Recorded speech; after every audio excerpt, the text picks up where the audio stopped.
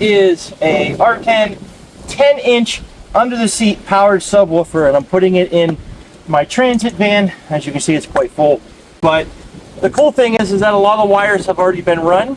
You basically need power from a battery. You need to have some kind of information from the speakers or the stereo itself. I actually have the wires run to the speakers in the back and they come up front, and then I'll be putting those directly into the sub part of this. And that's what's nice about this, is it is a sub and speaker all in one. So let's go ahead and get this out as soon as I figure out how. There it is. And see what we got in the box. Right, so we got a bunch of mounting hardware. We have a really nice fuse block. That is nice. I have not seen one like this in one of these packages before, but look at that. That is sweet. A good place to screw your main power through so you don't pull off your car. We got some mounting hardware. We've got some Velcro if you just want to Velcro it down, which I might actually do. This is your high output input. So basically, if you're coming from speakers that are coming from your stereo, you can hook directly into these and then directly into your subwoofer and pass through as a low power input, which is really nice if you don't want to run RCA cables or you don't have the ability to. We have some terminal connectors. And like I said, a lot of this I don't know that I'll be using because it already has some of it already hooked up. Checking. I'm going to have to swap out this. This is not the same as what I have, so I'll be using that. I'm going to be using this. I won't be using the hardware. It comes with a nice documentation talking about it. Yep. Looks like it has a remote line. It looks like it has a ground line. It has a power cable. And it does look like it has a remote. So we'll look at that here in a second. Has a low pass, a bass boost, an input, different phases so that if your speakers are out of phase, you could swap them. That's actually nice for people who don't understand that. Always make sure that your left and right plus and minus are correct, or your speakers will fight against each other in sound waves. So don't do that. It does have inputs and a high level, low level. So cool. Go ahead and take a look. So this is a high voltage pass. So if you want to do high voltage from your speakers, you have something that has a lot of voltage. Now this is just a standard stereo. I'm not worried about that. You can push it down to an RCA and then push RCAs out, which is nice. That's a nice little addition inside of there. We will not be using that.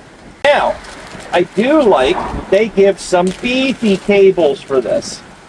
Look at the size of that 8-gauge power cable. Very nice. And let me see if I can figure out how long. 1, 2, 3. So about 24 foot of cable. I'm about 5'10".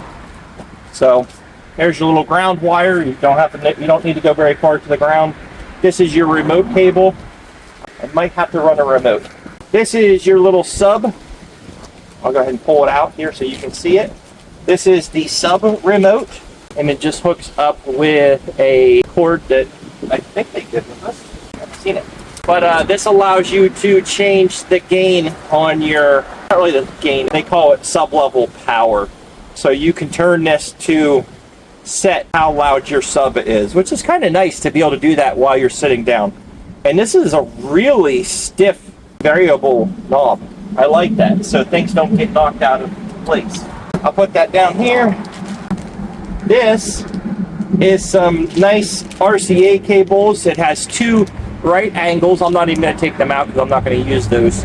But again, that looks to be maybe a 24 foot also. Here we go. This is your remote cable. I will be using that. So the remote is for your bass. And that just plugs into here. And then that plugs into the other side of your sub. And it's got some nice mounting holes so you can just stick it right on the side of your dash or something like that. Or use the Velcro. All right, so here is the beast itself. So let's go ahead and pull this out back here. All right, let's get this out of the bag. And like I said, this is a sub and amplifier all in one, which makes it nice for behind the seat, depending on where you have a little bit of room. So there is the settings. I'll try to go through them. You have your low pass, bass boost, input. This is your phase 180. This is your on off. There is an auto power, which I love. So basically what you do is you just hook up your power, just hook up your ground, and then you hook up your speakers, and then you don't need to hook into a remote power from your stereo, which is nice because then it senses that the speakers are sending power and says, oh, I need to work, so it just uses the power and the ground and just turns itself on. This is where your remote control goes into. These are your RCAs, which we're not going to be used. A nice 40 amp mini fuse, and then there's your ground, your remote, and your 12 volt. But again, we're not going to be using this remote power because we're just going to do the auto power. So the mounting hardware that it came with, you can see is little tabs, and down below you can see that you can screw these tabs in to really get a nice solid connection on this. So I'm going to go ahead and get this wired up, and I'll get back with you. All right, so you can see I actually did end up using the mounts and just mounted it to the side of the wall because the seats underneath this, there's no room whatsoever. They actually go clear down to the floor. So I'm going to clean this up. Let's give it a turn on and see what it sounds like. I just wanted to play this song real quick, and you can see the difference in the bass whenever it hits. I thought that this was actually pretty good. I was just cleaning up the wires and this one came on. Just wait for it to hit here pretty soon.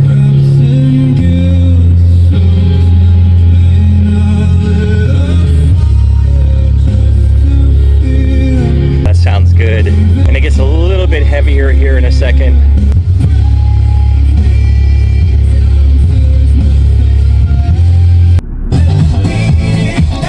Alright, so I got some music playing. I've got the little thing in my hand here, and I'm going to start turning it up and you'll hear the difference. It really adds a nice touch to the rest of the music. It's not too overbearing, but it sounds good. You can see it down there thumping away. And that's about halfway up on the bass. I can crank it up even more, but it doesn't really do much because I think it's basically protecting itself from being too overly pushed. And I have the bass boost up the whole way, and you can turn that down if you want to control it a little bit more, and everything seems like it's working well.